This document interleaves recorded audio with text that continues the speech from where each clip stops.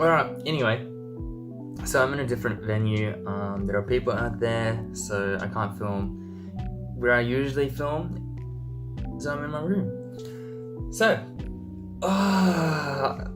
this topic's gonna be a bit different. It's more or less about how to get a full-time job in a private practice as a physiotherapy new grad. So this is gonna be a really long series, you could say. Might even be 3 parts. So I'm gonna split this up into 3 different compartments.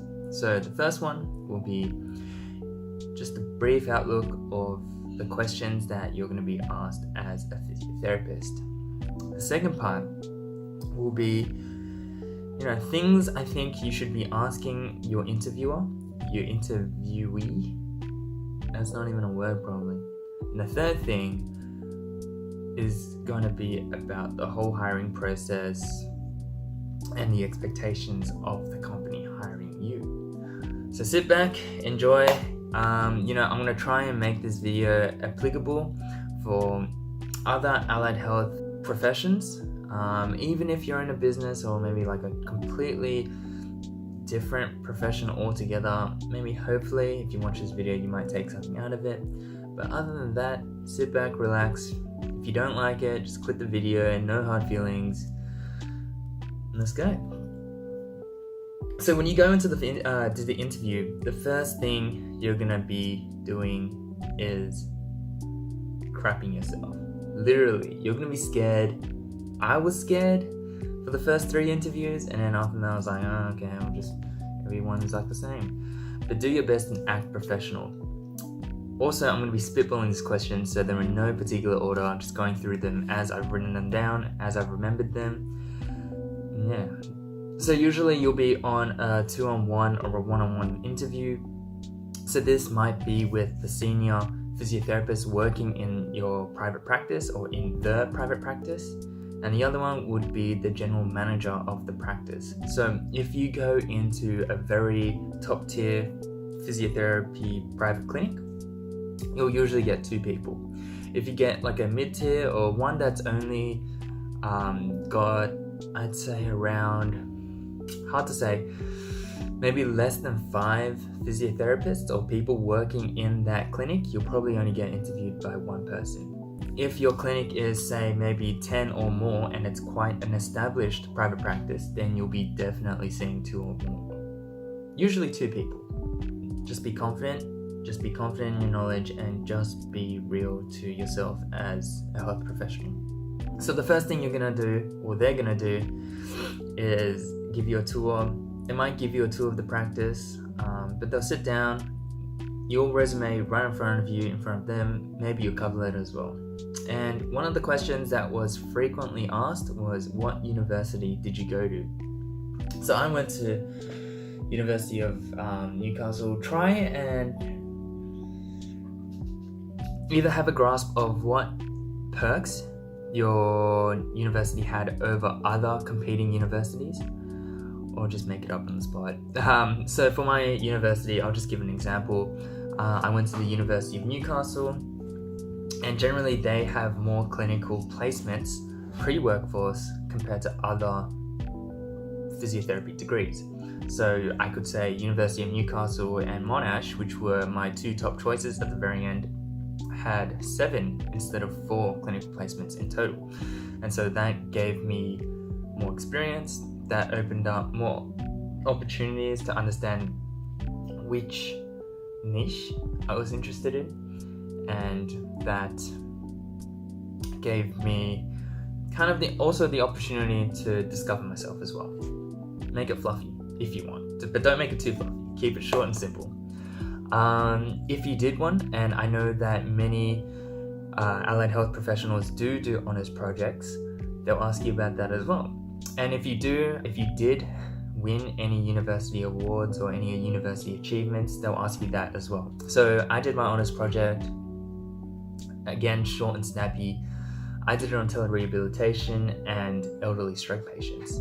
Another popular question that you'll be asked is, what is your favorite placement? Now, be careful with these questions because it is grounds for them to rip on you, I guess. So for me, one instance I had was they asked me what was your favorite placement. I replied with Westmead Acute Stroke Ward, and they asked me why. So what I did in one of my super genius moments where I was like, I'm gonna just slip a bit of like complex concepts which might wow them. And I said, it was really nice to see concepts like current shepherd and bow bath being used. And that is grounds for him to rip on me because he'll ask me, so what are the distinctions between these two complex concepts? And me, who hasn't practiced physio or hasn't practiced neurophysio in over 6 months, you're not going to be able to answer those questions. So when you get a question like this, try your best not to pigeonhole yourself, because in the end, you're just going to look bad. And you're going to look a bit try-hard as well. So if you get asked a question like that, just say your placement. Talk about something that's why you found it rewarding. Actually, talk about, for example, if it was stroke and me, I'd say, it was really good to internalize how much work and how much repetition had to be invested in stroke patients for them to develop neuroplasticity and for them to eventually get better. And an answer like that would be a lot better than saying, I know so much about current shepherd. Full stop. I don't know. You're going to get wrecked. That comes around and bites you on the back. Another popular question you're going to be asked as well is, why do you want to become a physiotherapist? As cliche as this question sounds, try your best to sound cheesy. For me, when I was asked this question, I said I wanted to empower and motivate the average person to become more health conscious and understand why they are participating in rehabilitation and how that rehabilitation is going to help them. I'd also encourage you to look at the company's ideals and the company's, the company statement, and the company vision. Try your best to copy that. If you really want to work there, try your best to copy that.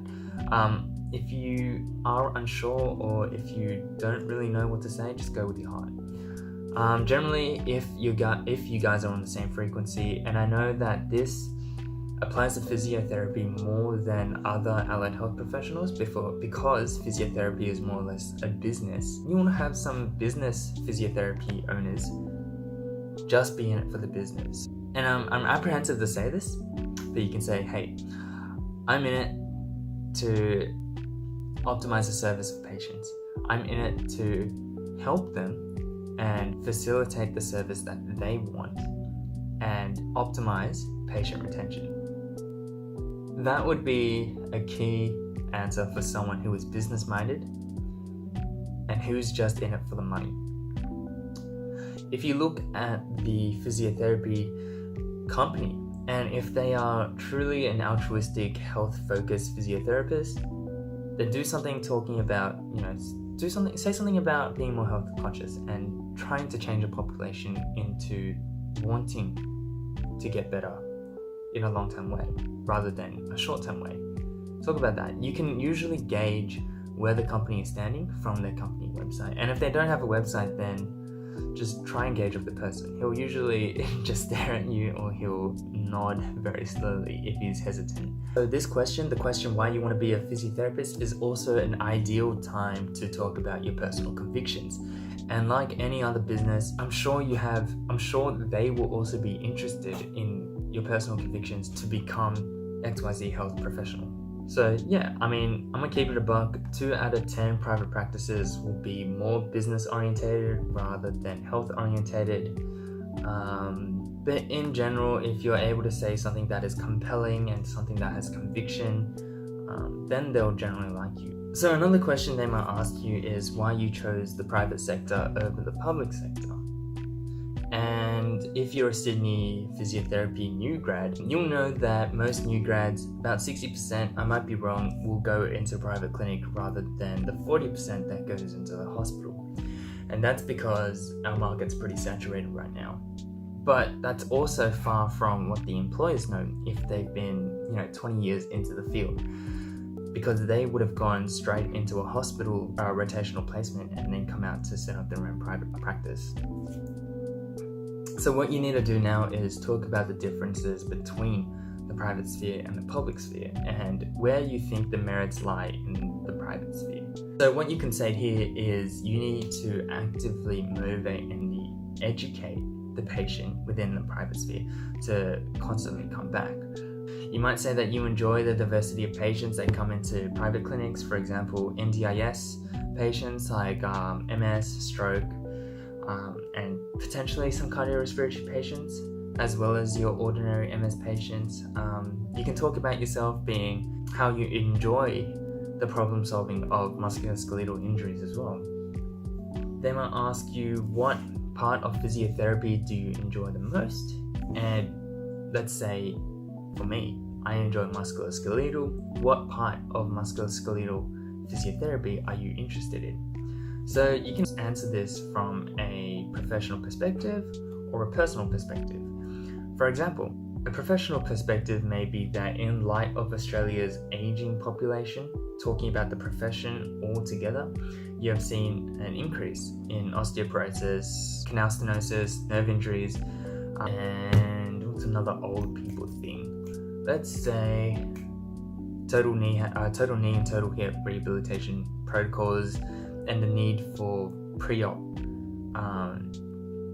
rehabilitation. You might even say professionally that you want to work about workers' comp non-specific back injuries. So the more you can jam-pack how much you know already within the private sector, they'll be happy with that. Conversely, you can also angle it personally and say, since for me, I've torn my right ACL and I've also, took a chunk out of my left meniscus, I have a greater interest in knee issues. And you want to share those issues, you want to share those experiences, and you want to share your rehabilitative prowess to other patients who are going through the same issue. So yeah, edge it either professionally or edge it personally. As long as you have conviction towards one or the other, they'll like you. Another question I was asked frequently was, what hobbies do you like? Some people might take this differently, but I think it's best to just stay true to yourself. So I said stock market and sports, but I'm not even sporty. Anyway, they bought it. So try and have a gauge of your interviewer. You can tell if they have a business mind. If they start harping on about business and the shape of physiotherapy within the private sector, or where the private sector is leading, or patient retention to increase their business, they kind of give off a business vibe.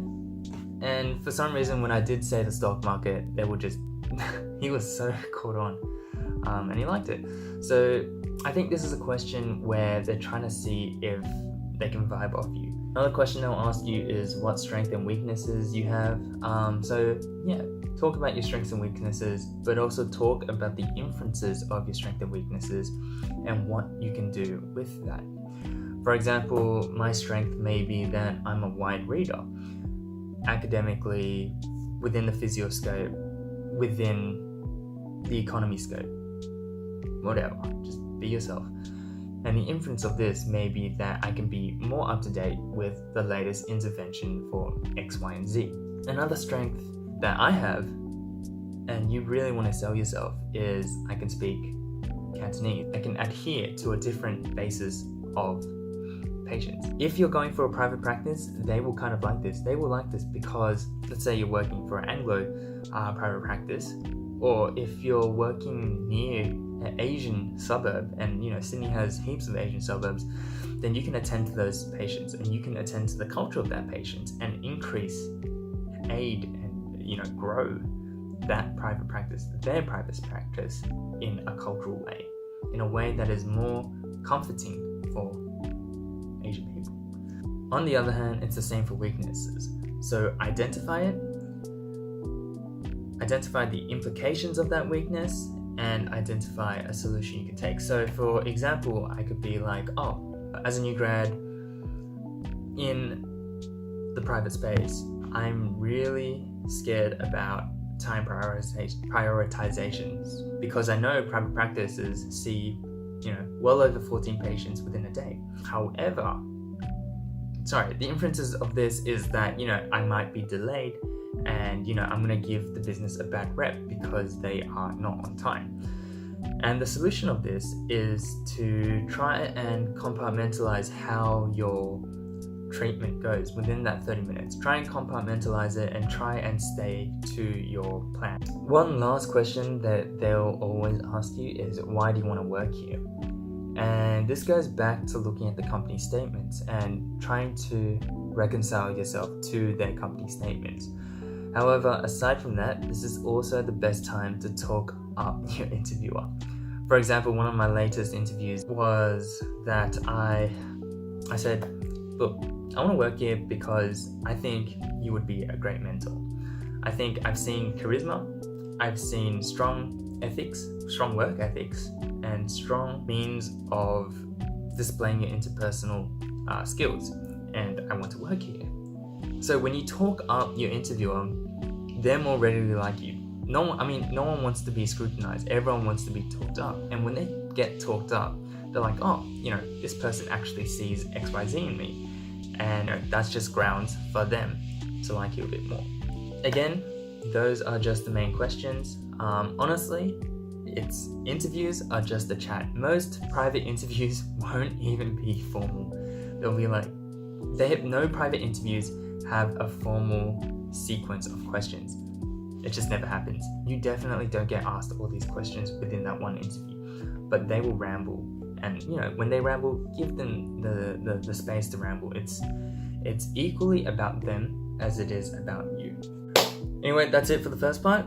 I'll keep on releasing these other two parts periodically. But yeah, those are the questions. Those are just some simple questions that you'll be getting in interviews. Peace.